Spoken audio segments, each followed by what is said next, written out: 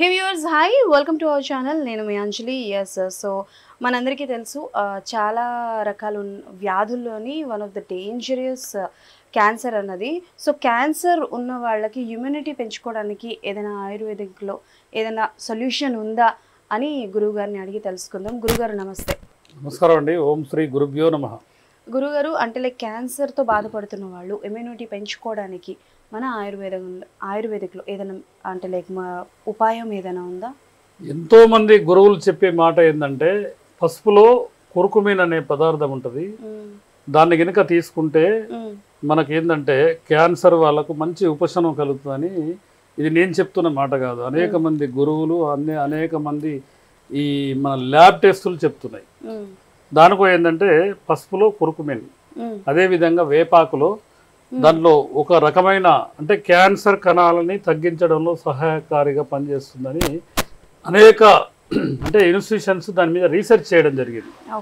అదే కాంబినేషన్లో మనం ఏం చేస్తున్నామంటే ఎవరైనా ఇట్లాంటి వీడియో ద్వారా ఇట్లా చేస్తే ఎవరైనా ఇంట్లో చేసుకుంటారు, ఇమ్యూనిటీ పెంచుకుంటారు, కొంత ఉపశమనం పొందుతారన్న ఉద్దేశంతో పసుపుని క్షార పద్ధతి, వేపాకు క్షార పద్ధతి, దీని పసుపుని కనుక ఇది 5 కేజీల పసుపు, దీని కనుక కనీసము ఒక 12 గంటలు ప్రాసెస్ చేయగలిగితే ఇది మొత్తం ఫస్ట్ బ్లాక్ కలర్లో వస్తుంది.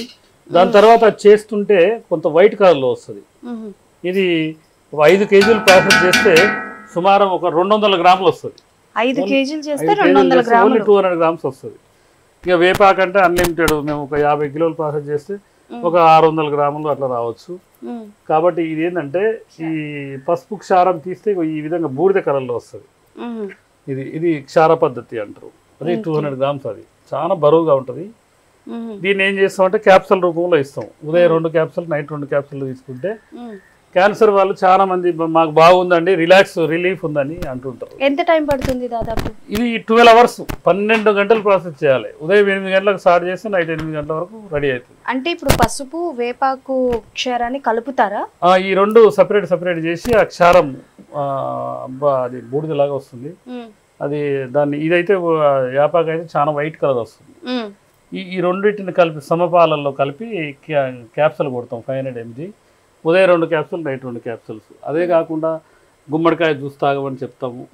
బీట్రూట్ జ్యూస్లో మనకు ఈ క్యారెట్ ఉంటుంది కదా, క్యారెట్ లాగానే గాజర గడ్డలని ఉంటాయి, ఎర్రగా ఉంటాయి, మీకు ఐడియా ఉండొచ్చు. అది ఓన్లీ చలికాలం వస్తుంటుంది. దాన్ని ఏం చేస్తామంటే 50 గంటలు తెచ్చి కట్ చేసి డ్రై చేసి పెట్టుకుంటాం. అది పౌడర్ లాగా చేసి ఉదయం ఒక చెంచా, సాయంత్రం ఒక చెంచా బీట్రూట్ రసంలో తాగమని చెప్తాం. గుమ్మడికాయ జ్యూస్ తాగమని చెప్తాం, కొంత రిలాక్స్ అవుతుందని చెప్తుంటాం. కాబట్టి ఎంతోమంది ఇది మామూలుగా దీంట్లో వేపాకులో నింబడిన్ అనే ఒకటి ఉంటుందని, ఈ రకరకాలుగా అది ఏంటంటే క్యాన్సర్ కణాలు పెంచదని ఎన్నో ఇన్స్టిట్యూషన్లు దాని మీద రీసెర్చ్ చేయడం జరిగింది, చేసి చెప్పడం జరిగింది. ఇది పసుపులో, ఇది మామూలు పసుపు కాదు, మనం బయట దొరికే పసుపు కాదు. ఇది లకటంగ్ టర్మరిక్ అని, ఇది మన హర్యానా ప్రాంతంలో రైతుల నుంచి మేము సేకరించింది. దీంట్లో ఏంటంటే కుర్కుమిన్ శాతం 20% ఉంటుందని దాంట్లో ల్యాబ్ టెస్టులు చెప్తున్నాయి అనమాట. ఆ కుర్కుమిన్ పర్సంటేజ్ ఎంత పర్సెంట్ ఉంటే అది మన శరీరానికి ఇమ్యూనిటీ పెంచడానికి, ఏంటంటే జీవక్రియని పెంపొందించి ఆరోగ్యవంతులుగా చేసే ప్రక్రియ ఇది. కాబట్టి ఈ పసుపు ఒక క్షారము, వేపాకు క్షారం సపరేట్ తీసి ఈ రెండు సమపాలలో కలిపి క్యాప్సూల్ రూపంలో ఇస్తాం. చాలామందికి చాలా బాగుందండి, ఇప్పుడు కొద్దిగా ఆరోగ్యం బాగుందని అంటుంటారు. ఎందుకంటే వైద్యానికి రోగికి మధ్య అలా అనుసంధానం. కాబట్టి ఈ విధంగా చెప్పాలన్న ఉద్దేశంతో నేనేమో ఈ ఫార్ములా తయారు చేసిన వ్యక్తిని కాదు, నేను గురు పారంపర వైద్యుని, గురువుల దగ్గర వైద్యం సంక్రమించింది మాకు. కాబట్టి ఈ విధంగా జస్ట్ ఇన్ఫర్మేషన్ కోసం మాత్రమే చెప్తున్నాము. నేను ఎలాంటి మెడిసిన్ కానీ ఎలాంటిది తయారు చేయట్లేదు. మేము ఓన్లీ ఎవరైనా ఇంట్లో కావాలంటే చేసుకోవాలి. Okay Guruji, thank you so much.